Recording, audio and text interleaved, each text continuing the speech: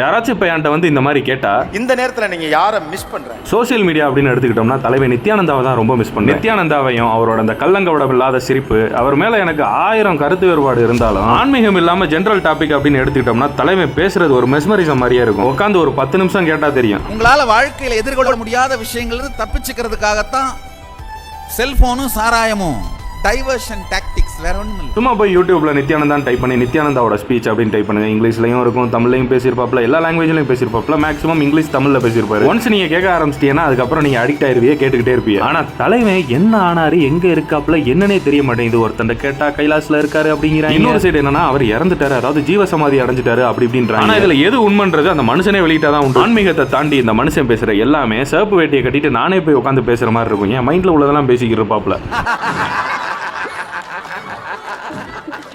சாம்பார் ஆப்பு எனக்கு